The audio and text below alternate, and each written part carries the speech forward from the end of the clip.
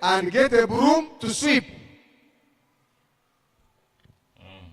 This searching was very serious. You know, searching for a lost soul is not easy. Searching carefully. You have to search seriously and carefully. You light the lights. You even get the broom because there is dust. And you know how coins are very... Coins! In case you drop here 500 shilling coin here, and if you're not serious to listen to its sound moving, you'll never see it. It disappears. And that's the same way how souls are lost. Someone to be lost cannot even take a minute. You can lose any person from now. And he leaves this church when he's already lost. So searching for such a person is very hard. You have to work hard to see that you recover him back. So this lady had to search for the coin. And you remember the coin was lost in darkness. That is number one. It was lost where? In darkness. Then number two, it was lost in dirt. It was lost in dirt. And the other one, when it is lost in dirt, it becomes of a disuse. It is not functional.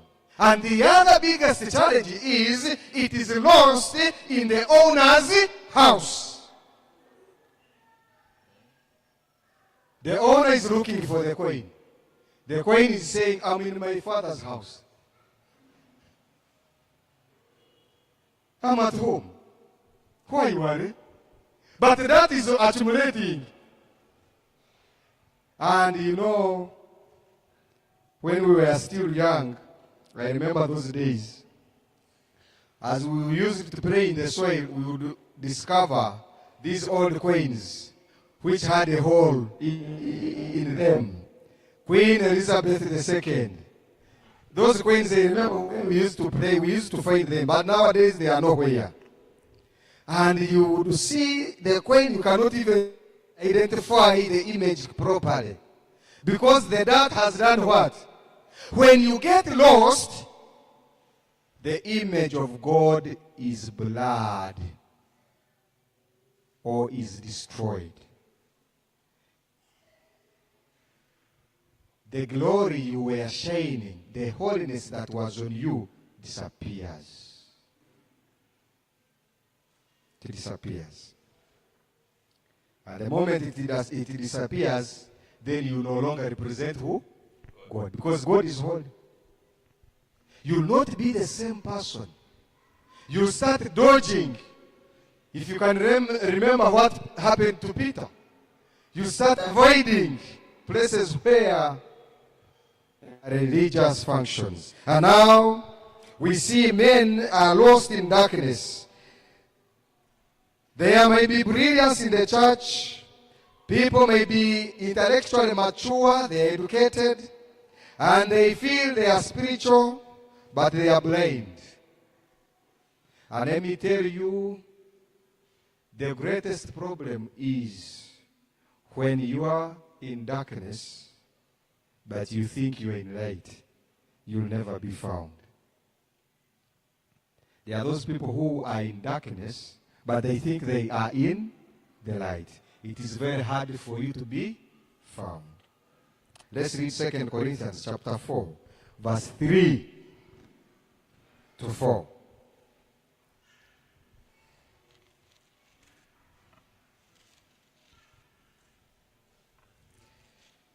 Second Corinthians chapter 4, verse 3 to 4. If the good news we preach is hidden behind a veil. The messages, for instance, I have been here from from Sabbath. I came on Friday, but I didn't talk to you. But from Sabbath, today is Thursday. And I'm preaching. Every sermon is talking about our own sins. It's convicting us of our sins. And if you don't listen to this good news, you read now. And if the good news we preach is hidden behind a is veil. hidden behind the veil, you cannot perceive it and understand it and apply it. It is hidden only from people who are perishing. There are those who are going to perish, not understand what has been presented. If you are in the journey of perishing, you will not understand this. But if you are to be saved, you will be saved. Up to verse 4. Satan, who is the god of this world, Satan, the god of this world, has blinded the minds of those has who don't blinded the minds. They are not the ones. Many people are in darkness because it is Satan who has done what? Has blinded them. They don't see their condition. They just see everything is okay. I have no problem. I have money, eat well. There is nothing amiss. So, what is the problem?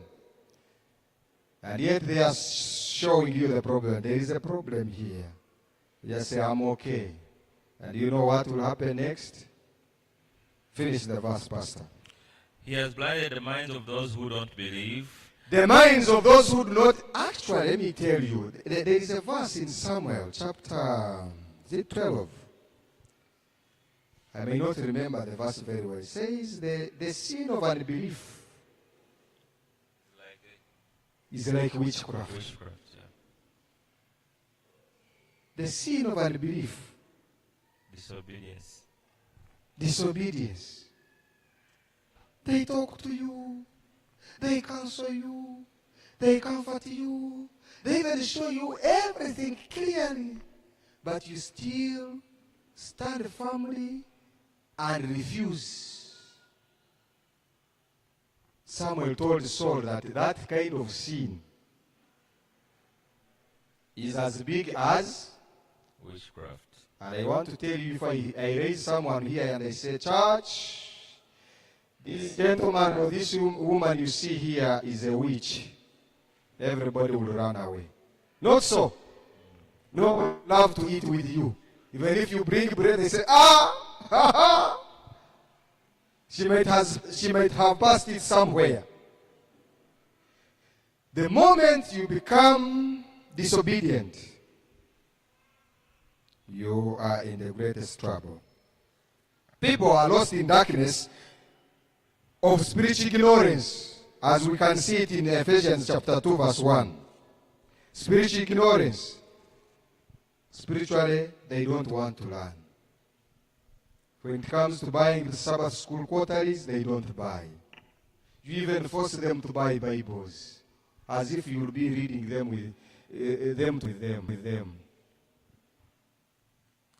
They push and push, but in vain.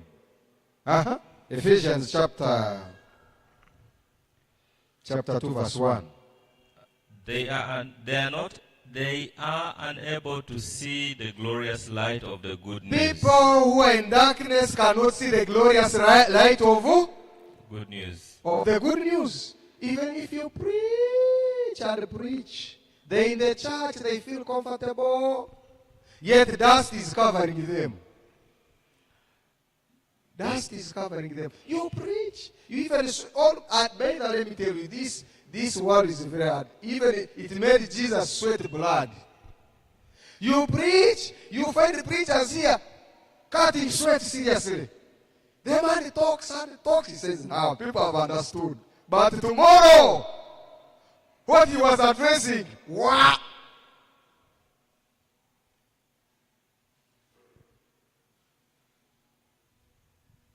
Is the verse done, Pastor? Not yet. Yes. They don't understand this message about the glory of Christ. They don't. People who have such kind of unbelief, they don't understand this message that has the glory of Christ. Who is the exact likeness of God. Now, if you cannot believe Jesus Christ, who will you believe? An angel? An angel is too small than Jesus. And Jesus is God himself. But you find out that a person professes that is a follower of Jesus, but following him in words, not in action. He was discussing with my son, Nguru, this afternoon. He said, Pastor, the mathematics there, you left one thing. When you bring desire, you bring opportunity, you add there what? Action is equal to sin. But if you multiply the action, it becomes unpardonable. I said for sure you know mathematics. It becomes the unpardonable sin. You preach and preach, but someone cannot. People are living in willful ignorance.